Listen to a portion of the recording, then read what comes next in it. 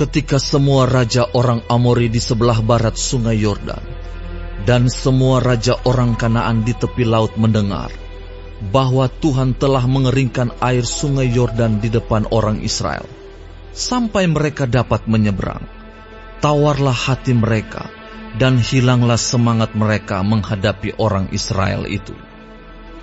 Pada waktu itu, berfirmanlah Tuhan kepada Yosua, buatlah pisau dari batu, dan sunatlah lagi orang Israel itu untuk kedua kalinya.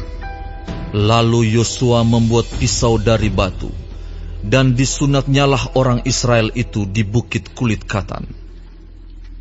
Inilah sebabnya Yosua menyunat mereka.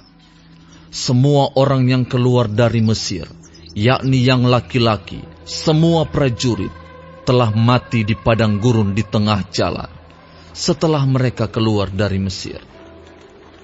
Sebab semua orang yang keluar dari Mesir itu telah bersunat, tetapi semua orang yang lahir di padang gurun dalam perjalanan sejak keluar dari Mesir belum disunat.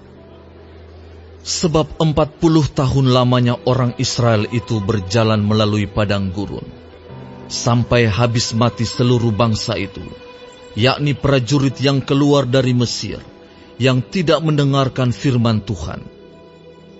Kepada mereka itu, Tuhan telah bersumpah bahwa Ia tidak akan mengizinkan mereka melihat negeri yang dijanjikan Tuhan dengan bersumpah kepada nenek moyang mereka, akan memberikannya kepada kita, suatu negeri yang berlimpah-limpah susu dan madunya.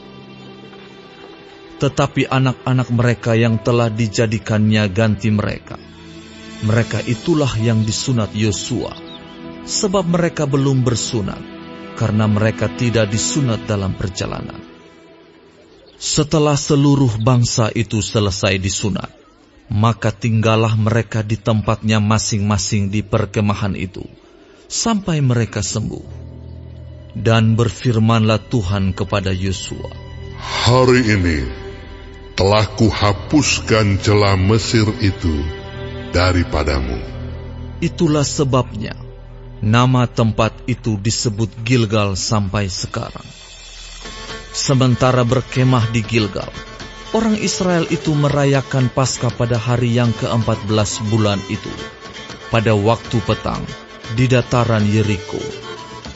Lalu pada hari sesudah Paskah, mereka makan hasil negeri itu, yakni roti yang tidak beragi dan bertih gandum, pada hari itu juga. Lalu berhentilah mana itu pada keesokan harinya setelah mereka makan hasil negeri itu.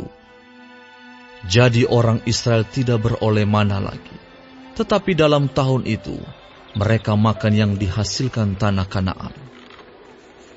Ketika Yosua dekat Yeriko, ia melayangkan pandangnya.